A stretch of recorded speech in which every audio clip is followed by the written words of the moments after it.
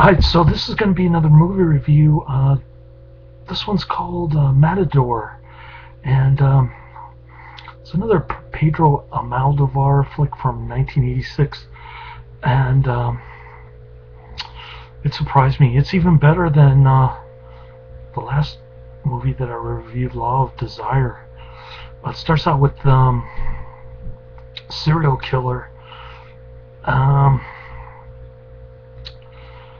Watching splatter movies and jerking off on his VHS machine, and then it goes to like the Black Widow lady, the super hot, flat-chested Spanish babe with nipples the size of doorknobs and hairy armpits, having sex with a dude, and then stabbing him in the back with her hairpin. I've never seen that before, and I didn't know dudes could still have blood in their penis while they're dead. But apparently, this dude was still erect while he died from hairpin stabbing. That was kind of unusual, and so this movie is relentless, and it never lets up. And it's like an hour and 50 minutes of this stuff going on. For real.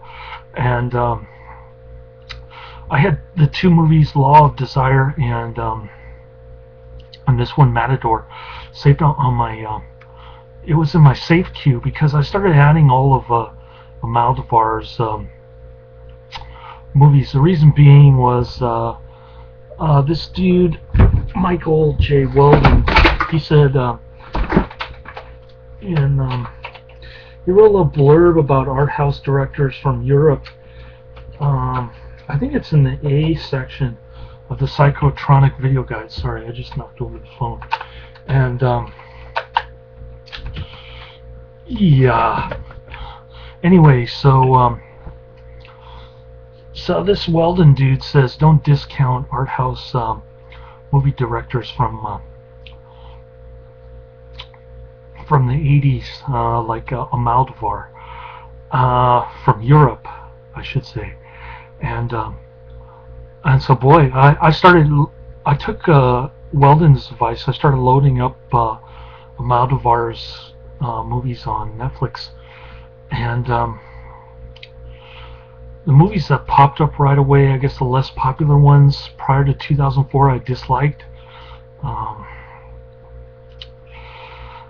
But I guess the more popular ones, the ones with Antonio Banderas, ended up on my save queue. So I didn't get to see the better ones. The less popular ones I disliked, but the ones with Antonio Banderas just kick ass, including this one. The ones from 86 and 87. I also liked his movies from Almodóvar's movies from 2004 on. They're much more complicated. The plots are a lot more intricate, and this one is like I don't know. It's I'd say it's his best film by far. At least out of the ones that I've seen so far. I've got a couple more on my save queue. Man, I was sorry that the less popular ones popped up first on my Netflix queue, and the Antonio Banderas ones ended up on my save queue, because these ones are friggin' awesome. I mean, the Black Widow lady that I mentioned with the doorknob nipples, man, she is super hot in this, and yeah, I can see why people or guys are attracted to her. I don't know about the Matador dude, but he kind of looks like Jeremy Irons from David Cronenberg movie called Dead Ringers. Anyway, so the dude's a Matador. The Black Widow lady's kind of like a defense lawyer, and then Antonio Banderas is kind of like the student of the Matador dude, and he's got special psychic powers, and uh, he's got vertigo. So that was kind of interesting. So the Matador dude is teaching him how to dominate women. That's not a good idea. They're kind of like having a conversation after class. The Matador dude and Antonio Banderas, and he's a young-looking dude, kind of like Law of Desire. And they even ask the Matador dude even asks Antonio Banderas if he likes guys. So there's no escaping the gay element in Pedro Almodóvar movies. He even does close-up shots of the Matador students in their tight pants with shots of impressions of their penis hanging out. And this movie gets another NC-17. I'm not too sure why.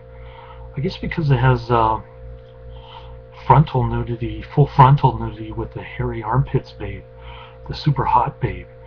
Oh man, I want to see her in more movies, please. Actually, there are about 4 Spanish babes in this who are super hot, and not the old woman who plays the mom, but she's in a lot of Pedro Almodóvar flicks. I don't know why, but yeah, she's not hot, but the other 4 babes are hot. And so this Matador has dude has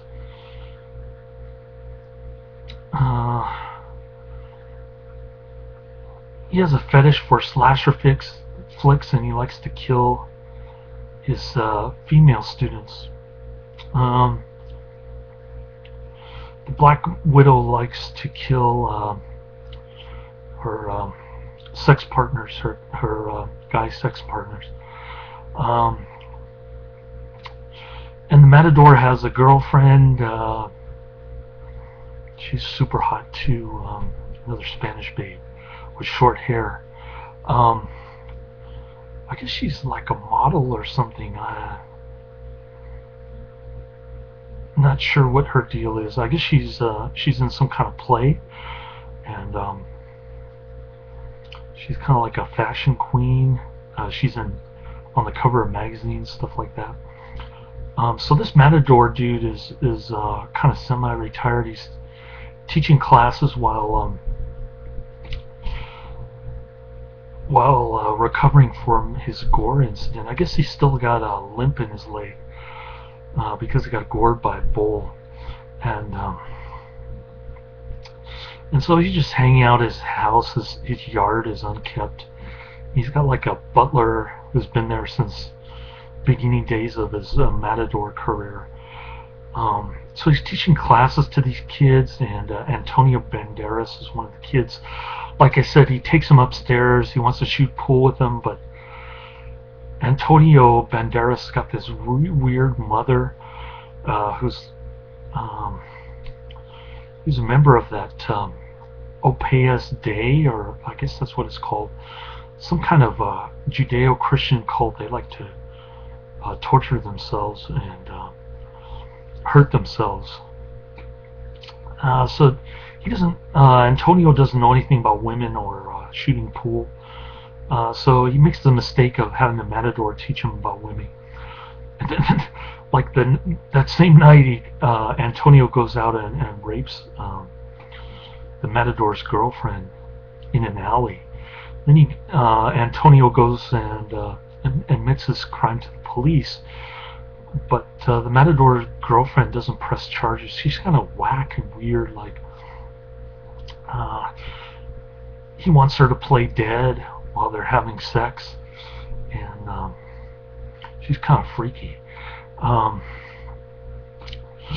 So then Antonio admits to the 4 murders that the other 2 did, the Black Widow and the Matador.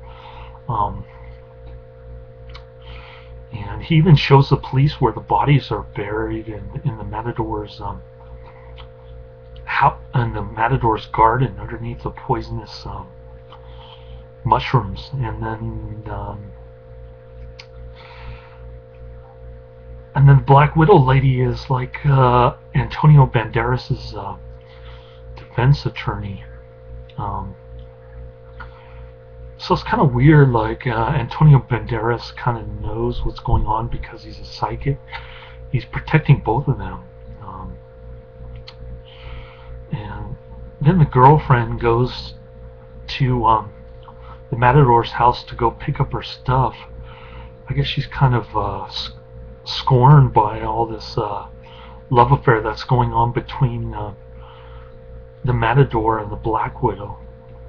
I guess they love each other because they both love killing things or people or whatever. I guess they can't differentiate between a bull and a human being, which is unfortunate. But anyway, they fall in love. They're like having an affair, and